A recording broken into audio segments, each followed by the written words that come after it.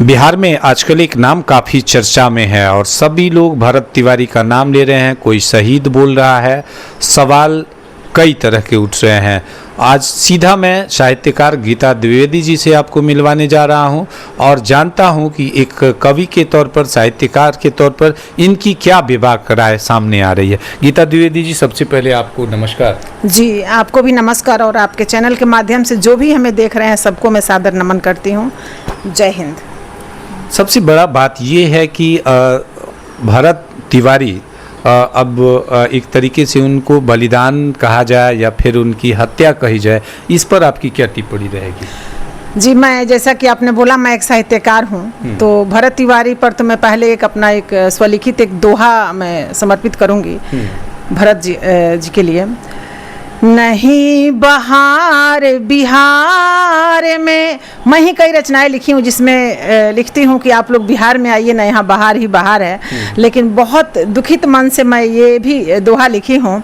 नहीं बहार बिहार में हुए अनैतिक काम, हक मांगो सरकार से, गोली मिले इनाम, गोली मिले इनाम।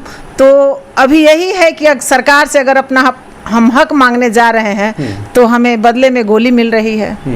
अच्छा, आपका इशारा किस तरफ है? बिल्कुल, सब जग जाहिर है, आजकल सोशल मीडिया पर देख ही रहे हैं, वायरल हो रहा है। बिहार का एक ज्वलंत मुद्दा है और बहुत शर्मसार भी है ये। देखिए, तो जो राजनीतिक दल से है वो भी, जो आम आदमी है वो भी, संत महात्मा है वो भी इस पर टिप्पणी करने में लगे हैं और सब लोग एक ही स्वर में बोल रहे हैं कि ये बहुत गलत हुआ है और ये इनकाउंटर नहीं, ये हत्या है। जी, आपकी जो बेबाक राय है उसको जनता कितना पसंद करे? देखिए, जनता पसंद करे या नहीं करे, सबको प्रजातंत्र है, हम स्वच्छंद हैं अपनी राय देने के लिए और सबको प्रसन्न नहीं किया जा सकता। और जो भी हमारे बिहार में सरकार है, बहुत सारी ऐसी बातें आजकल हो रही हैं, आप देख रहे होंगे अभी नीट की छात्रा के साथ क्या हुआ। और जब उसका कोई रिजल्ट नहीं निकलता है, दोषियों को जब सजा नहीं मिलती है, तो ऐसे काम होते रहते हैं, लोग सड़क पे आते रहते हैं, लोग बोलते रहते हैं। और अभी तो ये देखिए, भरत जी वाला जो मामला हुआ है, लोग उनको शहीद का दर्जा दे रहे हैं। आखिर क्यों? लोग उसको कहीं जाति से बांध रहे हैं, कहीं धर्म से बांध रहे हैं, कोई गुंडा बोल रहा है, कोई कातिल बोल रहा है, कोई दुनिया भर का लोग उसको दोषारोपण कर रहे हैं। लेकिन ये भी तो देखिए कि अभी भी पुलिस रिकॉर्ड में उसका कहीं नाम नहीं है, वो कहीं क्रिमिनल नहीं था कोई, वो जनता के हक के लिए हथियार उठाया था। बेशक उसका तरीका गलत है, मानती हूँ, नहीं करना चाहिए था, लेकिन अगर वो लास्ट में अगर सरेंडर कर दिया है अपने आप को, वहाँ पर उनके आत्मसमर्पण कर दिया है कि आप मुझे पकड़ लो, तो वहाँ कोई हक नहीं बनता है कि सरकार मांगे। क्योंकि आप देखिए, तो जिसने महात्मा गांधी को भी मार दिया। सवाल कई लोग कर रहे हैं कि किसी को भी कानून अपने हाथ में लेने का अधिकार नहीं है और इस तरीके से उनको एक तरीके से हथियार हाथ में लहराने का जो बार बार बात किया जा रहा है, उसमें आपको क्या खामी नजर आ रही है? जी बिल्कुल, उनका भले नियत कितना भी सही हो, लेकिन उनका तरीका गलत था, ये मैं भी मानती हूँ। इसको नहीं करना चाहिए, ऐसे किसी को मैं सपोर्ट नहीं करती हूँ। बेशक उनका तरीका गलत था, लेकिन पुलिस को उसमें उनको पकड़ करके उनके पैर में गोली मारो, वो गिर जाए, उनको अरेस्ट कर लो, उनको जेल में डालो, उनको फांसी हो जाए, कोई सिंपैथी नहीं है। लेकिन जो तरीका हुआ है, ये गलत ट्रेंड शुरू हो गया है ना। और भी लोग तुलना कर रहे हैं बड़े बड़े गुंडा मवाली से, आतंकवादियों से, कि उनका तो हुआ तो पब्लिक रोड पे नहीं आई। तो ये भाई सोचने वाली बात है कि पब्लिक क्यों नहीं आई। वहाँ जाइए, मैं देख रही थी सोशल मीडिया पे इंटरव्यू, जो पासवान जाति के कुछ लोग हैं, अलग अलग मतलब जाति के जो लोग हैं, वो लोग भी उसे मसीहा मानते हैं। वहाँ कहीं ब्राह्मण और वो किसी और जात में भेदभाव नहीं है। भेदभाव कर रहे हैं नेता लोग जो बड़े बड़े हैं। और नहीं तो आज के डेट में जो सोशल मीडिया पर मुझे तो लगता है कि बड़े बड़े जो नेता लोग हैं ना, वो पैसे वैसे दे के लोगों से विरोध करवा रहे हैं कि आप बोलो कि भरत तिवारी गुंडा थे, मवाली थे और ये थे, जो हुआ ठीक हुआ। लेकिन ये बहुत गलत हुआ है, सरासर गलत। आपको नहीं लगता है कि आप इसको राजनीतिक स्वरूप दे रहे हैं? बिल्कुल नहीं, बिल्कुल नहीं।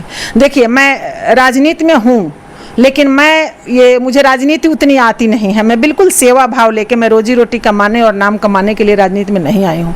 एक माध्यम बनाई हूँ बेशक कि मैं जिस क्षेत्र में हूँ वहाँ के क्षेत्र के लोगों का मैं सेवा कर सकूँ, जो परेशानी में है उनको मैं उबार सकूँ। उसके लिए एक पहचान चाहिए होती है। अगर मैं सिंपल ऐसे जा रही हूँ किसी ब्लॉक में, चाहे कहीं कौन हो, क्या काम है, मुझे भी उसी हिसाब से जैसे पब्लिक को लतियाया जाता है ना, हमें भी वैसे ही लतियाया जाता है। लेकिन अगर हम आगे निकले हैं तो मैं चाहती हूँ कि मैं लोगों की आवाज़ बनूँ, 2-4 बहनों को लेके, भाइयों को लेके, उनको हमें उम्मीद दिखती है तो मैं भी सोची हूँ कि ठीक है चलो मैं आगे जा रही हूँ। अच्छा, सवाल ये भी है कि भरत तिवारी पर प्रश्न चिन्ह भी लगा है, अब तक पूर्ण विराम नहीं लगा है, तो क्या मान लें कि उनको जनता के द्वारा या फिर सरकार के द्वारा न्याय मिल पाएगा? अब ये तो नहीं बोल सकते, अलग अलग सभी पार्टी के लोग आ रहे हैं, ये नहीं कहूँगी कि आप देखिए खुद बीजेपी की सरकार है बिहार में, एनडीए की सरकार है, और एनडीए के नेता ही, बड़े बड़े नेता, आप नाम पता होगा आपको, वो लोग भी इसके विरोध में बोल रहे हैं कि हाँ ये सरासर गलत हुआ है।